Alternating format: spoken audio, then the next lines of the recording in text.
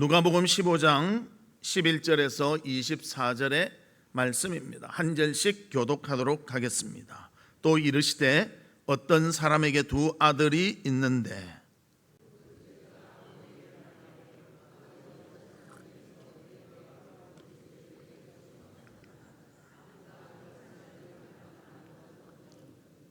그 후 며칠이 안 되어 둘째 아들이 재물을 다 모아가지고 먼 나라에 가 거기서 허랑방탕하여 그 재산을 낭비하더니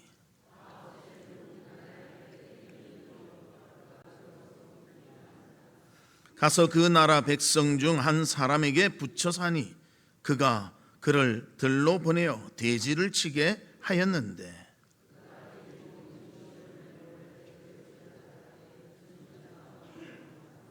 이에 스스로 돌이켜 이르되 내 아버지에게는 양식이 풍족한 품꾼이 얼마나 많은가 나는 여기서 주려 죽는구나.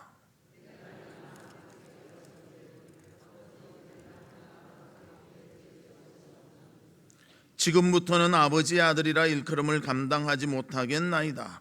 나를 품꾼의 하나로 보소서 하리라 하고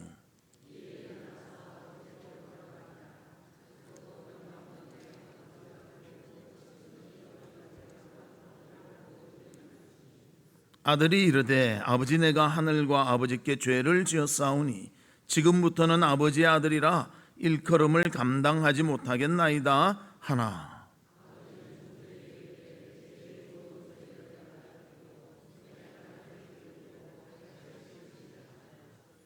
그리고 살찐 송아지를 끌어다가 잡으라. 우리가 먹고 즐기자.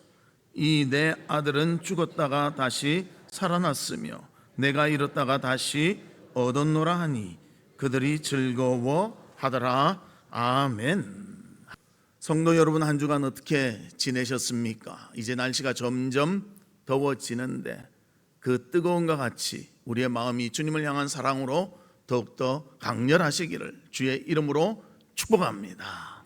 우리 옆에 분들과 인사 나누는데요, 아버지의 크신 사랑에 감사합시다. 그렇게 인사 나누도록 하겠습니다. 아버지의 크신 사랑에 감사합시다. 오늘은 아버지 주일입니다. 이 아버지 주일 의미 있게 보내는 그런 시간이 되었으면 합니다. 오늘 본문은 우리가 잘 아는 탕자의 비유의 말씀입니다.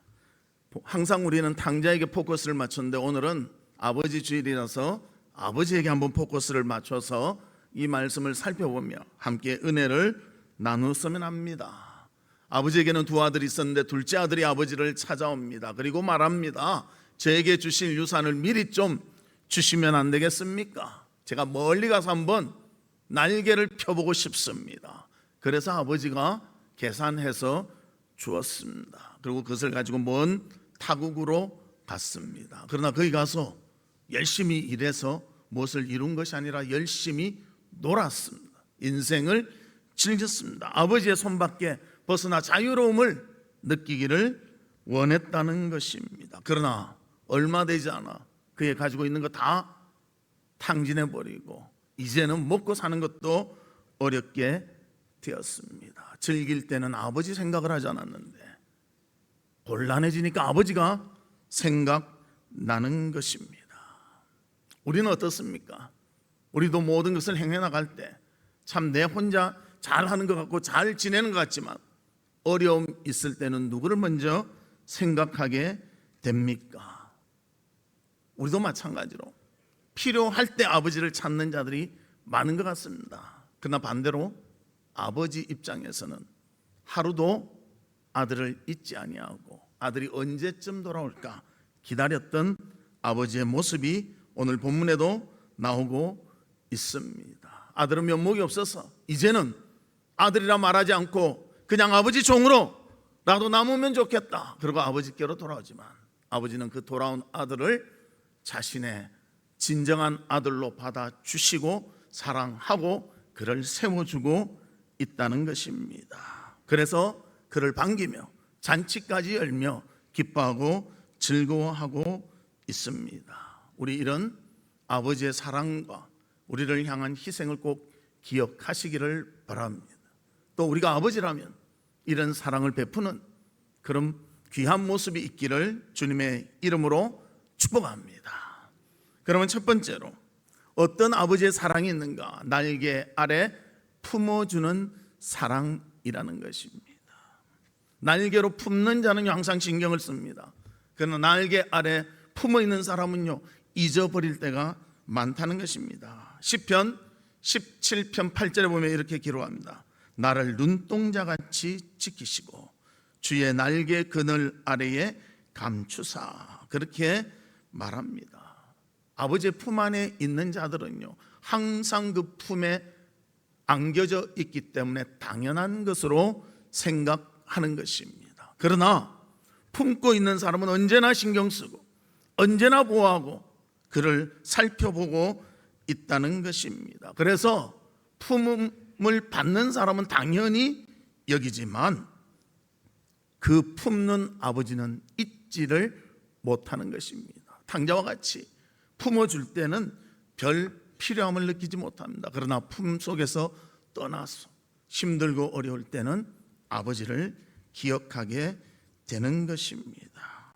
그래서 그 아들이 아버지를 떠나 자기 마음대로 한번 생활해 보지만 이제는 먹을 것, 참 힘든 것을 자꾸만 느끼게 될 때 이렇게 본문과 같이 생각하게 됩니다. 우리 본문 18절과 19절에 보면 내가 일어나 아버지께 가서 이르기를 아버지, 내가 하늘과 아버지께 죄를 지었사오니 지금부터는 아버지의 아들이라 일컬음을 감당하지 못하겠나이다. 나를 품꾼의 하나로 보소서라고 고백합니다. 전에는 아버지의 보호와 아버지의 그 다스림을 받았지만, 당연한 걸로 알았지만 거기서 벗어나서 자유롭게 생활한다고 하지만 어려움을 당하니 그 아버지의 보호가 얼마나 귀중한지를 알고 또 면목이 없으니 다시 아들로 가기는 미안하고 아버지의 것을 다 탕진했는데 그냥 종의 몸으로 아버지께 가기를 원하고 있습니다. 품꾼만 삼아줘도 좋겠다. 탕자는 스스로 자신이 문제임을 이렇게 밝히고 있습니다. 그러나 아버지는 어떻게 합니까? 탕자가 돌아오니 문제아가 아닌 진정한 아들로 맞아주고 있다는 것입니다. 그래서 20절에 이렇게 표현합니다. 이에 일어나서 아버지께로 돌아가니라. 아직도 거리가 먼데 아버지가 그를 보고 측은히 여겨 달려가 목을 안고 입을 맞추니, 아버지의 관심은 아들에게 계속 있는 것. 그리고 아들이 오니까 야, 내 아들이 왔구나, 쫓아가서 그 몰거리 중요한 것이 아닙니다. 자신의 아들이란 것이 중요하고 품에 안으며 입을 맞췄다고 표현하고 있습니다. 이 아름다운 아버지의 사랑을 오늘 본문에서 우리에게 보여주고 있습니다. 그렇다면 우리의 가정은 어떻습니까? 아버지에 대해서 어떻게 생각하고 아버지는 또 자녀에 대해서 어떤 모습을 보여주고 있습니까? 사실 아버지들은요, 말을 잘 못합니다. 말 잘하는 아버지는 좀 적은 것 같아요. 그러나 말로 표현하지 않지만 마음으로는요, 자식을 귀히 여기고 존중하며 사랑한다는 것입니다. 아버지라고 두려움이 없겠습니까? 아버지라고 뭐 그냥 책임감 없이 그냥 지내겠습니까? 그 무거운 책임감, 그것을 다 짊어지고 가정을 위해서 모든 것을 앞장서서 감당하는 분이 우리의 아버지들이십니다. 그 아버지가 있기 때문에 그 날개 품에서 가족들과 자녀는 평안과 기쁨을 누리며 살아가는 것입니다. 우리 아버지들도 마찬가지입니다. 우리가 그 사랑을 받았고 그 보호를 받았고 그의 공급함을 받았기 때문에 지금의 우리의 모습이 되어진 줄로 믿습니다. 누가복음 15장에 보면 잃어버린 여러 가지를 말하고 있습니다. 첫 번째는 잃어버린 양, 두 번째는 잃어버린 드라크마, 세 번째는 잃어버린 아들에 대해서 말합니다. 그 잃어버린 것이 모두 다 가치가 있다는 거예요. 한 마리의 양이 귀중하니까 99마리의 양을 놓아두고 목자는 그 양을 찾아옵니다. 10개의 드라크마지만 하나를 잊어버렸습니다. 이것이 결혼의 상징입니다. 결혼 반지 잃어버린 것과 똑같다는 거예요. 그래서 하나 찾으니 기뻐서 즐거워한다는 것입니다. 아들 둘 중에 하나 잃어버린 아들과 같은데 그 아들이 돌아오니 아버지는 기뻐한다는 것입니다. 방황하고 어려워하겠지만 돌아올 때 아버지는 그들을 품에 안으며 사랑하며 날개 아래 품어준다는 것입니다. 우리도 이 날개 품에 품어주는 아버지의 보호가 있었기 때문에 지금의 아름다운 우리의 모습이 되어진 줄로 믿습니다. 그 아버지의 사랑과 수고를 기억하는 우리 성도들 되시기를 주님의 이름으로 축복합니다. 두 번째로는 돌아오기를 기다리는 그런 사랑입니다. 아버지 입장에서 보면 탕자는요 뭐 잘한 것이 별로 없습니다. 재산을 미리 달라 해서 다 탕진해버리고 또 아버지를 뒤도 돌아보지 않고 재산 주니까 얼른 떠났던 아들이었습니다. 그러나 아들은 아버지 생각하지 않고 자기 삶을 즐기기에 연연하였다면 아버지는 그 아들을 걱정하며 기다렸다는 것입니다. 우리도 살다 보면 그렇지 않습니까? 저도 그래 기억이 납니다. 저희 아버지의 역할이요, 전화하면 누구냐? 엄마 바꿔줄게. 요게 우리 아버지의 역할이었습니다. 그런데 요즘은요 어머니가 안 계시니까 전화하면요 저하고 한 30분 보통 통화하시고 길면 한 1시간도 통화하십니다. 보통 집에 아버지들이 그래요. 예. 그런데 그 아버지가 정말 돌아오기를 바라고 그 마음은요 통화하고 싶은데 특별히 말에 어떤 재주가 없으니까 그렇게 넘어갈 때가 많다는 것입니다. 그러나 아버지는 끝까지 사랑하고 끝까지 마음을 두며 끝까지 바라보는 것입니다. 그래서 아버지는 매일매일 멀리 떠난 아들을 기다리며 그 아들이 언제 돌아올까 그것을 바라보고 있었다는 것입니다. 그리고 아들이 돌아오니 아버지의 그 사랑은 어떻게 나타납니까? 결코 자녀를 악하게 보지 않고 기다리며 맞아주는 그 사랑을 가지고 있다는 것입니다. 우리 아버지들의 마음이 그렇다는 거예요. 잘 표현을 못할 뿐 마음은 그렇습니다. 그래서 사랑하는 성도 여러분, 뭐 아버지가 생전에 계신 분도 있을 것이고요 아닌 분도 있을 것이지만 그 아버지의 깊은 사랑을 꼭 기억하고 우리가 돌아올 때마다 기쁘게 맞아주시는 그 아버지를 감사하는 모두가 되시기를 바랍니다. 성경에 보면 또 이런 아버지의 사랑이 나옵니다. 그 사람은 바로 우리가 잘 아는 야곱입니다. 야곱은 그에게 가장 사랑했던 아들이 있는데 요셉이라는 아들이 있었습니다. 야곱에게는 4명의 아내가 있었는데요 가장 사랑하는 아내가 바로 라헬이라는 아내인데 그 아내가 처음 낳은 아들이 요셉입니다. 그런데 그 요셉이 아버지의 사랑을 독차지하니까 형들이 시기해서요 그를 팔아버립니다. 그리고 아버지에게는 뭐라고 말했는가? 짐승이 찢겨 죽었습니다. 그리고 피 묻은 옷을 갖다 주니 아버지는 죽은 줄로만 아는 것입니다. 그리고 아버지는 생각을 합니다. 내가 그때 형들에게 안 보냈으면 이 아들이 죽지 않았을 것인데 얼마나 아픔과 고통이 있었을까? 왜 이 아들을 내가 보냈을까? 참 생각날 때마다 후회하고 가슴이 아팠을 것입니다. 그래서 그에게 나타난 것이 무엇인가? 같은 아내에게서 난 요셉의 동생 베냐민을 볼 때마다 더 집착하는 것이 생기는 거예요. 이 아들을 절대 놓치지 말아야, 이 아들은 잃지 말아야지, 이런 마음을 가지고 있었다는 것입니다. 그래서 창세기 44장 30절에서 31절에 보면 야곱의 아들 유다가 베냐민에 대해서 이렇게 표현하고 있습니다. 아버지의 생명과 아이의 생명이 서로 하나로 묶여 있거늘 이제 내가 주의 종 우리 아버지에게 돌아갈 때에 아이가 우리와 함께 가지 아니하면 아버지가 아이의 없음을 보고 죽으리니 이같이 되면 종들이 주의 종 우리 아버지가 흰머리로 슬퍼하며 서울로 내려가게 함이니이다. 그렇게 표현합니다. 베냐민을 집으로 못 돌아가게 붙잡고 있으니까요. 요셉이죠. 요셉이 붙잡고 있으니까 그 아들 좀 보내주십시오. 안 그러면 아버지 생명과 동일하기 때문에 아버지가 너무너무 슬퍼하고 고통스러워할 것입니다. 곧 죽음입니다. 그렇게 말했다는 것입니다. 그런데 죽은 줄 알았던 요셉이 만나게 되니까요, 그 아버지가 기뻐서 어떻게 표현하는가. 창세기 46장 30절입니다. 우리 같이 읽어봅니다. 시작. 이스라엘이 요셉에게 이르되 내가 지금까지 살아 있고 내가 내 얼굴을 보았으니 지금 죽어도 족하도다. 죽은 줄 알았던 요셉, 살아 있고 얼굴 보았으니 이제 죽어도 마땅하다, 그렇게 생각했다는 것입니다. 동시에 그 말이 들어있잖아요. 내가 너를 지켜줬어야 되는데 너를 제대로 못 지켜줘서 죽은 줄 알았는데 그래도 살아있다니 내 마음에 정말 위로와 힘이 되는구나. 이것이 아버지의 마음입니다. 돌아오기를 기다리는 마음. 잘 표현 안 하지만요, 결정적일 때는 이렇게 표현한다는 것입니다.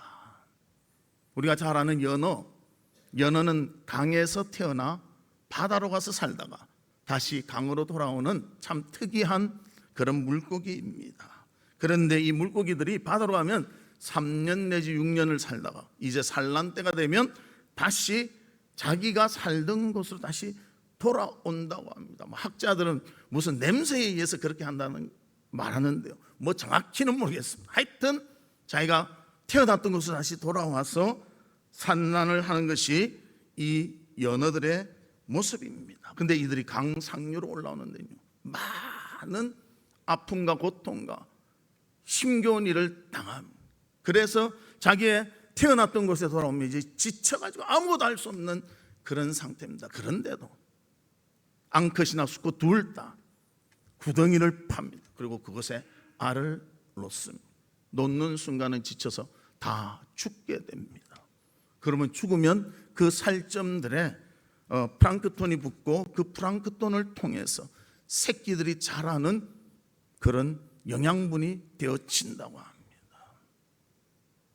이 연어도 자신의 새끼를 위해서 모든 것을 희생하는 그런 아름다운 모습을 갖추게 됩니다. 아버지의 사랑, 헌신이 이와 같습니다. 이 아버지의 사랑을 잊지 못하고 기억하며 감사하는 우리 성도들이 되시기를 주님의 이름으로 축복합니다. 아버지들은 마음만 있지만 희생과 모든 것을 위해서 줄 그런 마음은 분명히 각오로 다져져 있습니다. 우리에게 아버지가 계시다면 이런 아버지의 마음을 기억하시고요, 또 아버지라면 이런 사랑을 나눠줄 수 있는 우리 성도들 되시기를 주님의 이름으로 축복합니다. 세 번째로는 용서하는 사랑입니다. 영국에는 유명한 웰링턴이라는 제독이 있었습니다. 근데 그 제독에게 한 병사가 있었는데요, 정말 상습적으로 탈영을 하는 것입니다. 그래서 너무 많이 하니까 어쩔 수 없이 이제는 사형을 선고하기로 하고 이렇게 말을 했습니다. 나는 너를 교육도 시켜봤고 채찍을 들어 너를 때려도 봤고 노동을 시켜보았고 굉장히 심각한 벌도 주었다. 그러나 너는 돌이키지 않았고 새로워지지도 않았다.